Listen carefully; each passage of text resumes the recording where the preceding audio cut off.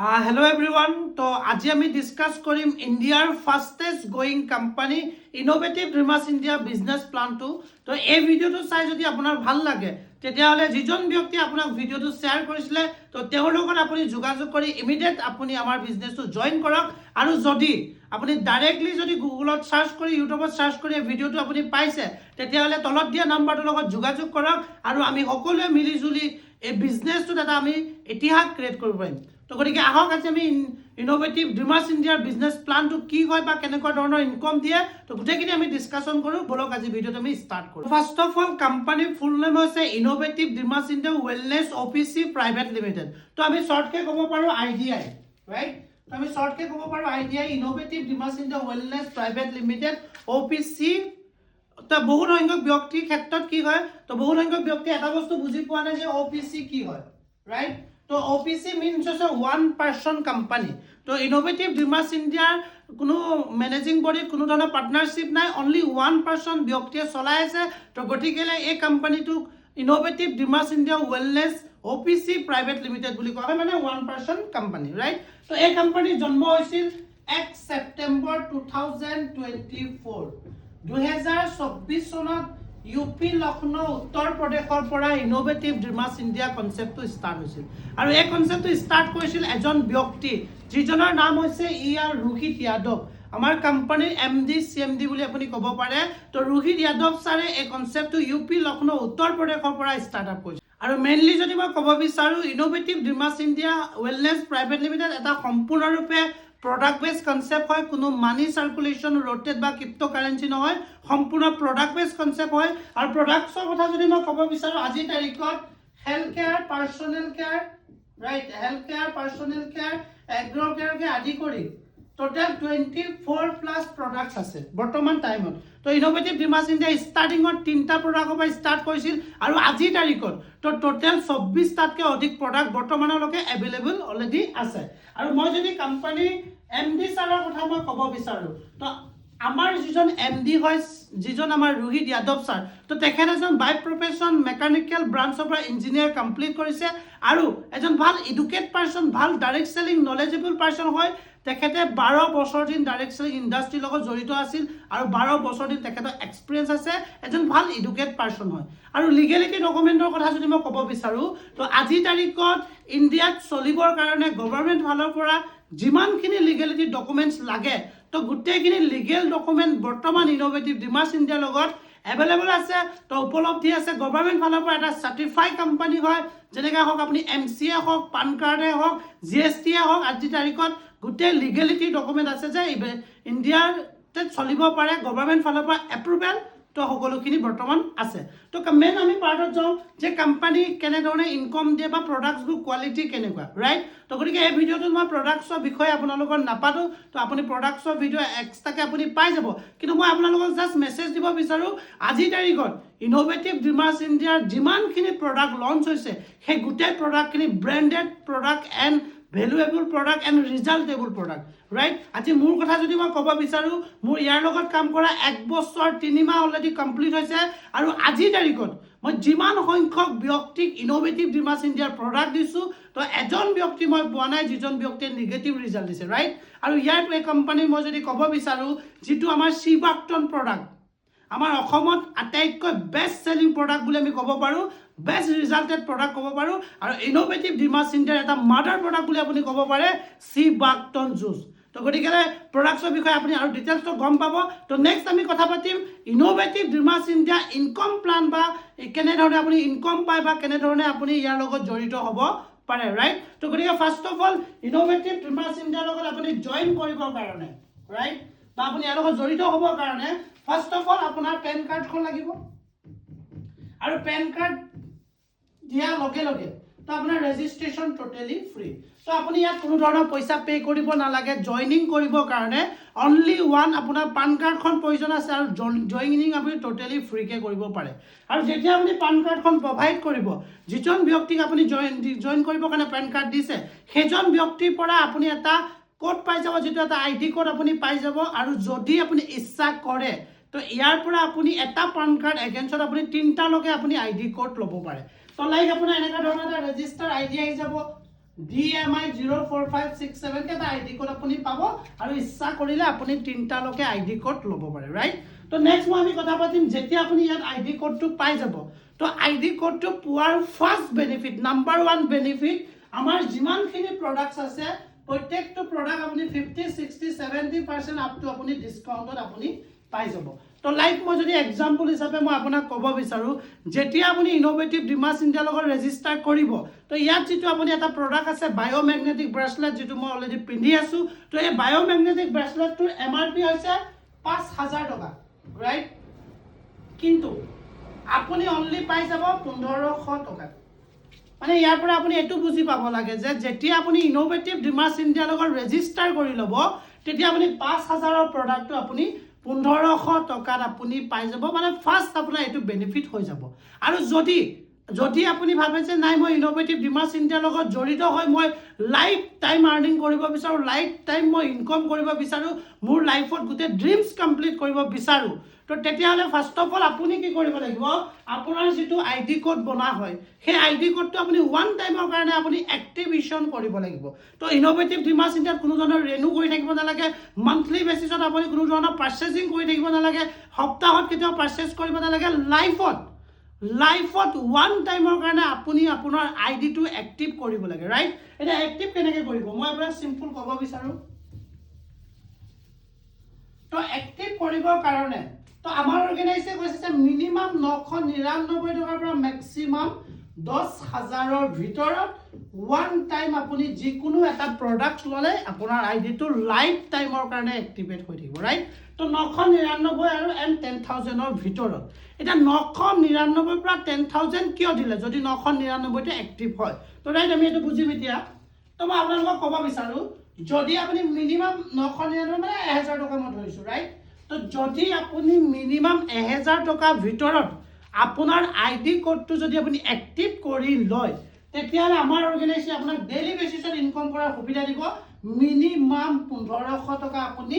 Daily বেসিছত income কৰিব পাৰে যেটো অৰ্গানাইজে আপোনাক ডেইলি ইনকাম দি আছে আৰু এটা মাহত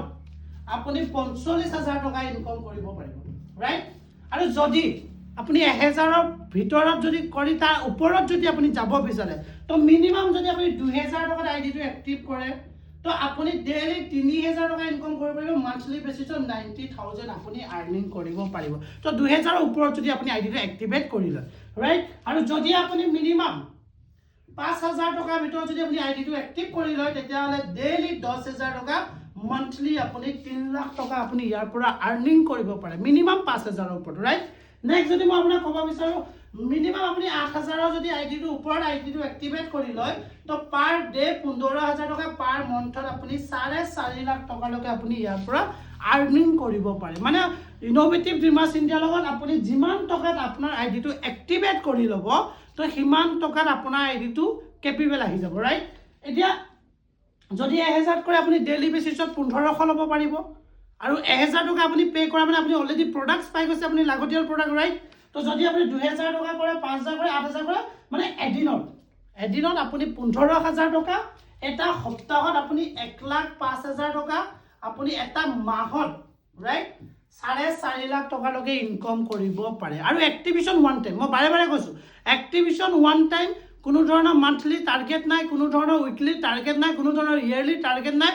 লাইফত ওয়ান টাইম আপুনি এক্টিভেশন কৰিব লাগে আৰু লাইফ টাইম আপুনি আৰ্নিং কৰিব পাৰিব ৰাইট তো নেক্সট আমি পাৰ্ট আগবাঢ়িম এতিয়া চাওক সাপোজ আপোনাৰ আইডিটো এক্টিভেট হৈ গল আৰু এক্টিভ হোৱাৰ পাছত এই অৰ্গানাইজৰ পৰা আপুনি টোটাল 8 টাইপছ অফ আপুনি ইনকাম কৰাৰ সুবিধা পাব ৰাইট তো 8 টাইপছ অফ আপুনি ইনকাম কৰিব পাৰিব তাৰে ফাৰ্স্ট ইনকামটো হৈছে ৰিটেল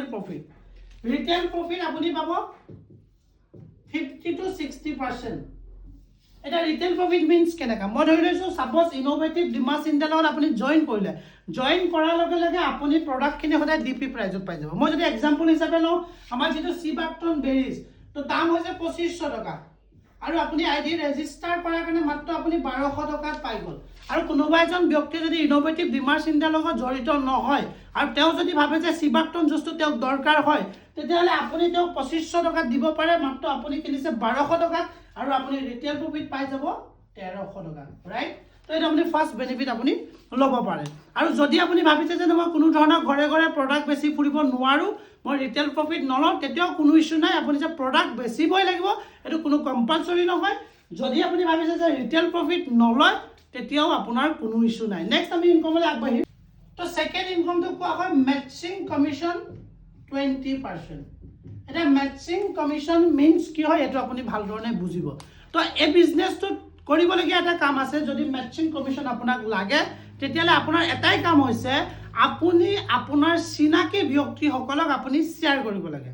আৰু যিমান ব্যক্তিক আপুনি শ্বেয়াৰ কৰিব সেইসকল ব্যক্তিৰ পৰা আপুনি আৰ্নিং কৰিব পাৰিব ৰাইট মই এক্সাম্পল হিচাপে ধৰো তো মেচিং কমিশ্যন বুজিবৰ কাৰণে তো আপুনি এটা বস্তু জানিব লাগিব আমাৰ অৰ্গেনাইজে ক্যালকুলেশনৰ কাৰণে এটা বস্তু ৰাখিছে যেটো হৈছে এসপি তো এসপি মানে বেলেগ একো নাই যেটো নাম হৈছে সেলিং পইণ্ট ৰাইট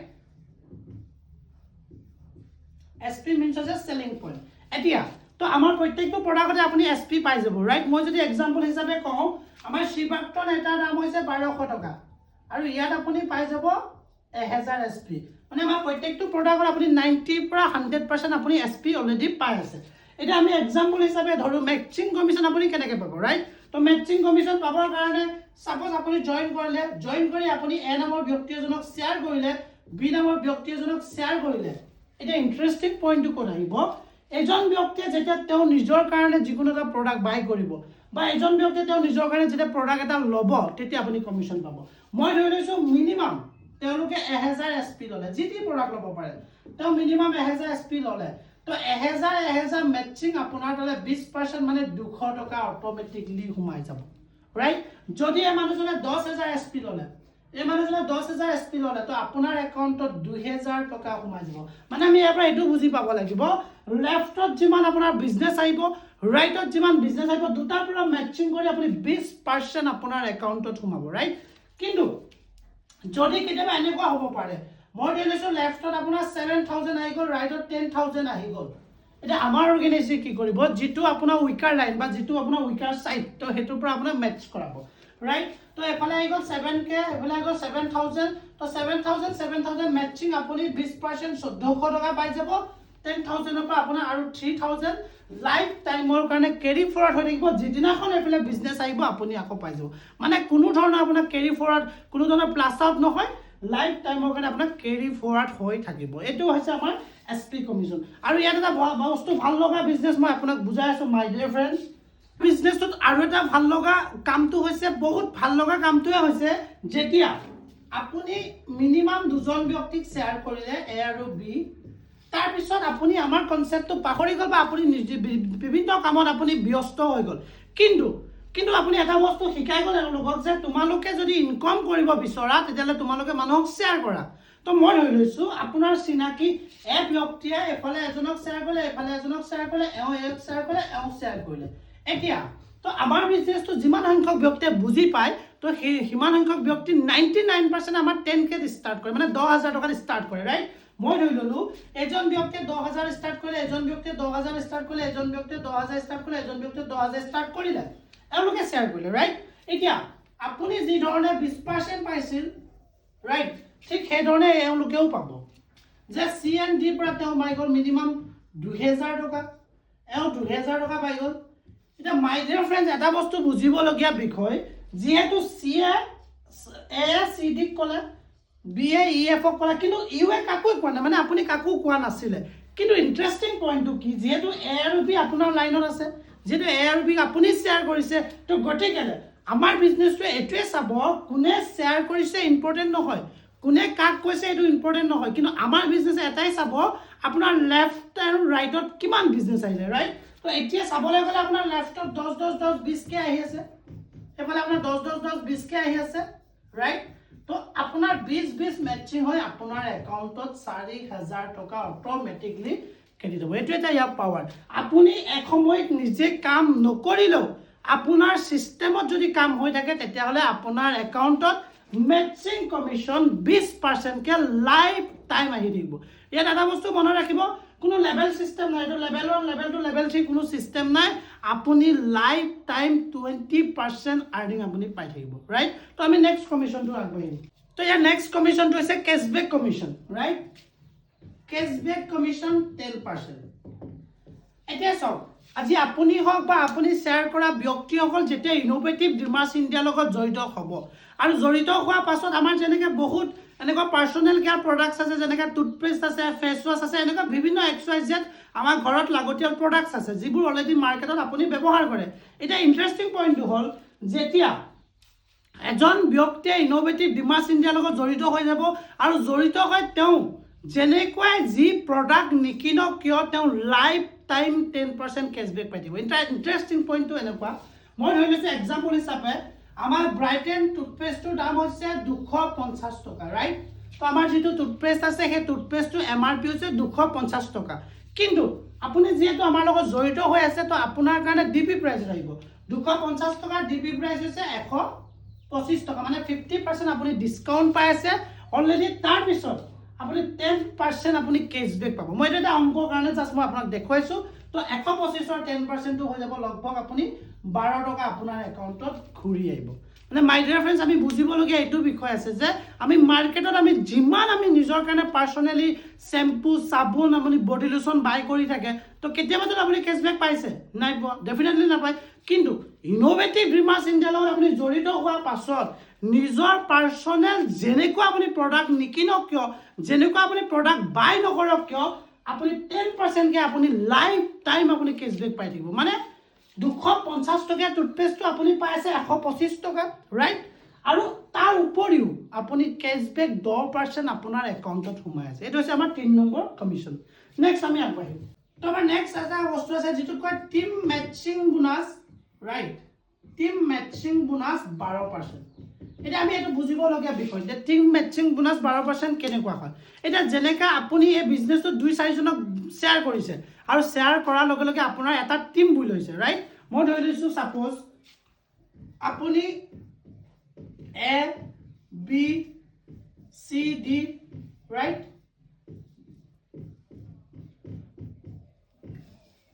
মই ধৰি লৈছোঁ আপুনি আমাৰ বিজনেছটোত 1, 2, 3, 4জনকৈ আপুনি মানুহক শ্বেয়াৰ কৰিলে আৰু শ্বেয়াৰ কৰি পিনে আপোনাৰ এনেকুৱা এটা টিম বনিলে। আৰু যেতিয়া আপোনাৰ টিমে এটা বস্তু গম পালে যে আমি যি প্ৰডাক্টে নিকিনো কিয় ড্ৰিমাৰ্ছ ইণ্ডিয়াৰ পৰা আমি 10%কে কেছবেক পাই আছোঁ। এতিয়া ইণ্টাৰেষ্টিং পইণ্ট, মই ধৰি ললোঁ আপোনাৰ টিমে এইটো 15 দিনৰ মূৰে মূৰে কেলকুলেট হ'ব, ৰাইট? 15 ডেইজৰ মূৰে মূৰে আপুনি টিম মেটচিং বোনাছটো পাব। ইণ্টাৰেষ্টিং পইণ্টটো হ'ব যিটো মই আপোনাক আগত দেখুৱাই আহিছিলোঁ কেছবেক বোনাছ, এইটো 15 ডেইজৰ মূৰত পাব। আৰু ফাৰ্ষ্ট যিটো আপুনি মেটচিং 20% দেখিছিলে সেইটো আপুনি সপ্তাহ 7 দিনৰ মূৰে মূৰে আপোনাৰ একাউণ্টত ক্ৰেডিট হ'ব। এতিয়া মই ধৰি লৈছোঁ এই 15 দিনত এই চাইডৰ মানুহখিনিয়ে কোনোবাই টুথপেষ্ট এটা ল'লে, কোনোবাই বডি লোচন এটা পালে, কোনোবাই কিবা এটা ল'লে। তো মই ধৰি লৈছোঁ আপোনাৰ এইটো মাহত এফালে 1 লাখ বিজনেছ হ'ল 15 দিনত, এইফালে বোলে আপোনাৰ 1 লাখ বিজনেছ হ'ল। এতিয়া